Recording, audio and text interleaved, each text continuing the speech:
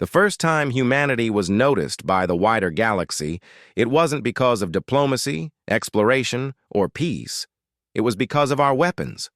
Probes had carried signals, radio waves had escaped the Earth's atmosphere, and satellites had revealed snapshots of human technology. The aliens didn't see our art, our music, or our stories first. They saw tanks rolling across deserts, jets cutting through the sky, missiles piercing clouds, and nuclear fire lighting the oceans during testing. And when they saw these things, they laughed. Across distant stars, meetings were held in great alien councils. They projected images of Earth's weapons on vast holographic displays.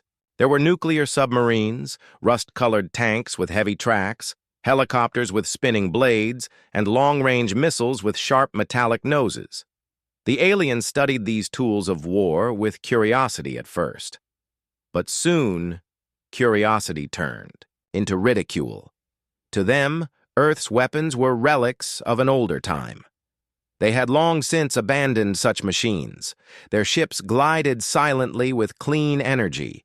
Their weapons relied on precise beams of light, antimatter cannons, and plasma, projectiles that melted through armor without leaving a trace. Compared to this, human weapons looked clumsy, loud, and brutal. Primitive fire sticks, one alien general called them. Another described human warfare as children playing with thunder. The mocking spread quickly. In alien academies, Earth was studied as an example of a young, aggressive species still chained to its homeworld. In alien taverns, soldiers laughed at the idea of human armies, imagining themselves cutting through our defenses in a matter of days. In political chambers, the idea of invading Earth wasn't treated as a risk. It was treated as a future certainty. Humans, they thought, were strong in spirit, but weak in technology. They saw us as warriors of the past, not warriors of the future. Our tanks, jets, rifles, and bombs were considered outdated toys in a galaxy that had moved far beyond such things. It became a kind of cosmic joke. Some even said Earth wasn't worth conquering because it would fall too quickly, like crushing a dry leaf beneath a boot. But what they failed to understand was not the design of our weapons, but the hands that wielded them. Humans had learned to fight through scarcity, to survive through innovation. For every advanced alien fleet, there were countless ways humanity could twist its so-called outdated machines into something unexpected. But the galaxy did not yet understand this. To them, our outdated weapons were proof that Earth was vulnerable. Whispers of conquest began to grow louder. Alien strategists spoke of Earth as a testing ground for younger soldiers, a way to give their armies real combat experience. Commanders promised that Earth could be taken in weeks, perhaps days. The human race, they claimed, would be enslaved, its resources harvested, and its planet turned into another jewel in their empire's crown. They underestimated something simple but powerful: humanity's refusal to kneel. When news of these alien conversations reached human ears through intercepted transmissions, reactions were mixed. Some governments were afraid. After all, who could stand against starships that traveled faster than light, weapons that could cut through metal like paper, and shields that shrugged off artillery fire? But others laughed. Humanity had faced enemies before, some stronger, some more numerous, and still survived. And if aliens truly thought humans were nothing more than a primitive species with outdated weapons, then perhaps that arrogance could become humanity's advantage. The more the aliens mocked, the more determined humans became. Military leaders didn't hide their anger. They listened to the alien insults, the laughter, the predictions of Earth's fall, and they swore silently that if the day came, Earth would not go quietly. Engineers began looking at old blueprints in new ways. Scientists started rethinking. Technology the aliens considered outdated. Soldiers trained harder, not because they had better weapons, but because they understood something aliens didn't: Wars are not won by machines alone. Across the galaxy, the mockery continued. In speeches, alien generals described Earth as a planet stuck in its own history, fighting with machines that were more like museum pieces than real weapons. One laser cannon could melt their tanks, they said. One orbital strike could burn their cities. And while this was true in theory, the galaxy had forgotten that humans thrived in chaos. When cornered, humanity always found a way out, sometimes with brilliance, sometimes with desperation, but always with determination. To the aliens, humans were reckless, unpredictable, and emotional. These qualities were seen as weaknesses. What they didn't realize was that these same traits made humans dangerous in ways no calculation could predict. A tank might look like a relic to an alien fleet, but to a human, that tank was more than steel. It was history, resilience, and the promise that no matter how advanced the enemy, humanity would never go down without a fight. In the quiet corners of Earth, as governments prepared for what might come, ordinary people carried on with their lives. Farmers tilled their fields, children went to school, workers built machines, and scientists studied the stars. But beneath it all was a growing sense of unity, a shared understanding that if the day of invasion arrived, Earth would stand. Together, the aliens believed they were studying a weak species, but in truth, they were misreading humanity. Every outdated weapon they mocked carried within it generations of learning, trial and error, victory and loss, blood and sacrifice. A rifle was not just a weapon, it was the product of centuries of survival. A jet was not just a machine, it was the evolution of countless struggles for the skies. A nuclear missile was not just a destructive device, it was a warning that humanity had already stared into the abyss once and chosen to endure. When alien fleets looked at Earth, they saw weakness. But when humans looked at themselves, they saw resilience. And that difference in vision would soon shape the future of both sides. Because while the galaxy laughed at Earth's outdated weapons, humanity was preparing something far greater: the will to fight with everything it had. The mockery of Earth would not last forever. In fact, it would become the first mistake the galaxy would regret. The day finally came when the alien fleets arrived above Earth. The skies filled with shadows as massive ships blocked out the sunlight. From the ground, people looked up in awe, fear, and determination. To the aliens, it was just another operation. They had done this before with other worlds: descend, overwhelm, conquer, and move on. They believed Earth would fall even faster because, after all, humans only had outdated weapons. But the first surprise came quickly. The aliens sent out small craft to test Earth's defenses. They expected human planes to scatter, human missiles to miss, and human soldiers to panic. Instead, Earth's response was immediate and fierce. Jets roared into the sky, guided not only by computers, but also by human instincts. Surface to air, missiles streaked upward, some exploding against alien shields, others forcing their sleek ships into sharp maneuvers. For the first time in a long while, the invaders faced resistance that was not only brave but clever. The aliens laughed at this at first. They thought it was a waste of effort, that humanity was only delaying the inevitable. But the delay itself was the key. Every second the aliens were forced to react, every ship they had to dodge, every system they had to repair. It all gave humans time, and humans had always been good at using time wisely in war. Earth's militaries worked together like never before.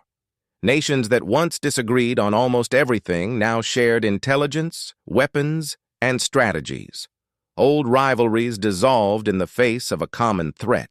Underground bunkers filled with scientists who reprogrammed drones, hacked communications, and studied alien wreckage whenever one of their ships went down.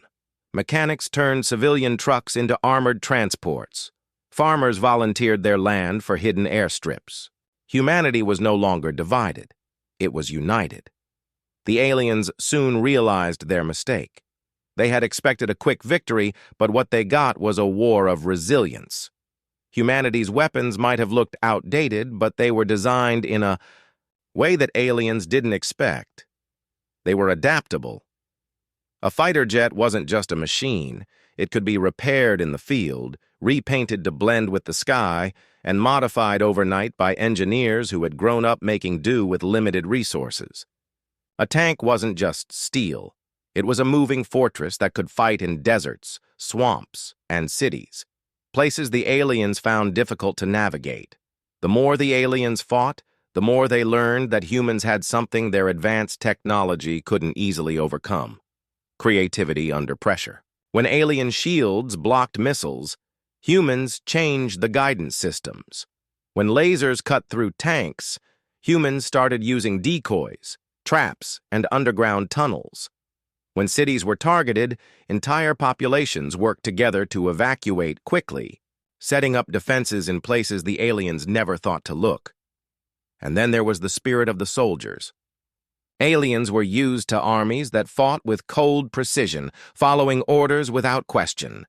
Humans fought differently. They fought with emotion. They fought with anger at the invasion, with love for their families, with the desperate need to protect their world. A human pilot in a simple jet, outmatched in speed and weapons, would still dive at impossible angles, taking risks no alien computer would predict. A soldier on the ground would hold the line even when surrounded, just to give others a chance to escape. To the aliens, this looked reckless. To humans, it was survival. One battle in particular shook the alien commanders. Over a vast ocean, their ships descended, preparing to destroy a fleet of human vessels they thought were weak.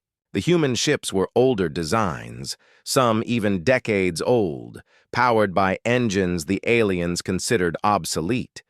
Yet, when the alien beams fired, the human ships moved in patterns that didn't make sense to the invaders. They twisted, they split. Apart, they regrouped, creating confusion. Missiles launched from beneath the waves, submarines hiding in the dark ocean depths. The aliens lost ships that day, not because the humans had better weapons, but because the humans fought in ways no alien could predict. Slowly, the laughter stopped. The galaxy, watching from afar, began to take notice. Reports spread across alien empires. Stories of Earth's defiance traveled faster than light. The idea of humans as a primitive species began to change. Now they were being called something else: dangerous. But what truly revealed the power of humanity was not just the fighting. It was what happened beyond the battles. In towns and cities under attack, humans helped each other in ways the aliens didn't understand. Strangers opened their homes, communities built shelters, doctors treated anyone they could regardless of borders or backgrounds. There was a kind of strength in humanity's unity that was invisible to alien sensors. It wasn't in their weapons. It was in their will. The aliens had always believed wars were won with technology. Humanity showed them that wars were also won with spirit. A species that had once fought endless battles with itself had now turned that experience outward. Every lesson learned from centuries of human conflict, every strategy, every sacrifice, was now being used against a far greater enemy. And it worked. The more the aliens pressed forward, the more humans adapted. Old aircraft factories came back to life, producing not just jets but drones modified from civilian designs. Naval yards worked day and night to strengthen fleets. Even satellites were repurposed, turned into tools of war, sending signals that confused enemy ships. It wasn't about having the best weapons. It was about making the most of what was already there. This was humanity's true power, to take what others mocked and turn it into a weapon of survival. The very things the aliens laughed at became the tools that cost them victories.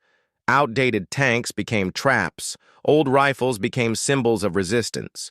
Nuclear missiles, once mocked as blunt and crude, became a shadow that lingered in alien commanders' minds. They wondered, if humanity was willing to use such weapons on itself in the past, what would it do now against invaders? By the time the war stretched on, the aliens began to understand the truth. They had not come to conquer a weak species. They had stepped onto a death world filled with beings who refused to surrender. Their outdated weapons were not outdated. They were perfected by centuries of necessity. Their so-called primitive strategies were not primitive. They were the scars of survival, and in every human heart burned a fire the aliens had never seen before. A fire that said, "This is our home, and we will fight for it with everything we have." The power of humanity was not in the size of its guns, but in the hands that held them. It was not in the speed of its planes, but in the courage of the pilots who flew them. It was not in the strength of its tanks, but in the determination of the crews who drove them. The power of humanity was in its unity, its creativity, and its unshakable will to endure. The war was far from over, but the message was clear. Humanity had been mocked, insulted, and underestimated. Now it was feared. And in the silence of their command ships, alien leaders finally admitted what they should have known from the beginning. Conquering Earth was never going to be easy. It was going to be a nightmare. Because the galaxy had forgotten one simple truth: humans do not break easily.